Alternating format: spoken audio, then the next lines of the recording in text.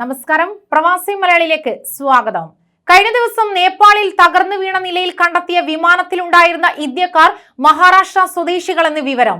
മഹാരാഷ്ട്രയിലെ താനെയിലുള്ള ഒരു കുടുംബത്തിലെ 4 പേർ വിമാനത്തിലുണ്ടായിരുന്നതായി നേപ്പാൾ പോലീസ് സ്ഥിരീകരിക്കുകയും ചെയ്തു. ഇവർ നേപ്പാളിലേക്ക് അവധി ആഘോഷിക്കാനായി എത്തിയതായിരുന്നു. ഞായറാഴ്ചയാണ് നേപ്പാളിലെ പൊഖറയിൽ നിന്നും ജോംസോമിലേക്ക് യാത്ര തിരിച്ച യാത്രാ വിമാനം പറന്ന ഉടൻ തന്നെ റഡാറിൽ നിന്ന് കാണാതായത്. പിന്നാലെ വിമാനത്തിന്റെ അവശിഷ്ടങ്ങൾ കണ്ടെത്തി. മഹാരാഷ്ട്രയിലെ താന റുസ്തോംജി അദീന ബിൽഡിംഗിൽ താമസിക്കുന്ന ത്രിപാഠി കുടുംബമാണ് അപകടത്തിൽപ്പെട്ടത്. 54-കാരനായ അശോക് ത്രിപാഠി, ഭാര്യ വൈഭവി ബന്ദേക്കർ ത്രിപാഠി, മകൻ ധന്യസ്ത ത്രിപാഠി, മകൾ ഋതിക ത്രിപാഠി എന്നിവരെ വിമാനാപകടത്തിൽ കാണാതായി. നേപ്പാളിലെ പൊഖറയിൽ നിന്നാണ് ഇവർ വിമാനം കയറിയതെന്ന് ബന്ധുക്കൾ പറയുന്നു. അതേസമയം വിമാനത്തിലുള്ളവർക്കായുള്ള തിരച്ചിൽ ഇന്ന് രാവിലെ നേപ്പാൾ സൈന്യം പുനരാരംഭിച്ചിട്ടുണ്ട്. ഇന്നലെ മഞ്ഞുവീഴ്ചയെ തുടർന്ന് തിരച്ചിൽ നടപടികൾ നിർത്തിവെച്ചിരുന്നു.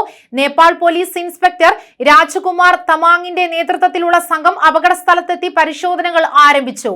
ചില യാത്രക്കാരുടെ മൃതദേഹങ്ങൾ തിരിച്ചറിയാൻ കഴിയാത്ത വിധമായിരിക്കുന്നുവെന്നും പോലീസ് മൃതദേഹാവശിഷ്ടങ്ങൾ ശേഖരിക്കുകയാണെന്നും അദ്ദേഹം അറിയിച്ചു.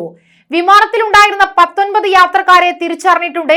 മോശം കാലാവസ്ഥയെ തുടർന്നാണ് വിമാനാപകടം ഉണ്ടായതെന്നാണ് വിവരം. രാവിലെ 9:55-നാണ് ടാറ എയറിന്റെ ഇരട്ട എഞ്ചിൻ വിമാനം ടേക്ക് ഓഫ് ചെയ്തത്. ഇതിന് പിന്നാലെ റഡാറുമായുള്ള ബന്ധം നഷ്ടപ്പെടുകയായിരുന്നു. 3 ക്യാബിൻ ക്രൂ ഉൾപ്പെടെ 22 പേരാണ് അപകടത്തിൽപ്പെട്ടത്. യാത്രക്കാരിൽ 4 ഇന്ത്യക്കാർക്ക് പുറമെ 2 വിദേശികളും വിമാനത്തിലുണ്ടെന്ന് അധികൃതർ വ്യക്തമാക്കി. കൂടുതൽ പ്രവാസി വാർത്തകൾക്കായി ഈ ചാനൽ സബ്സ്ക്രൈബ് ചെയ്യുക.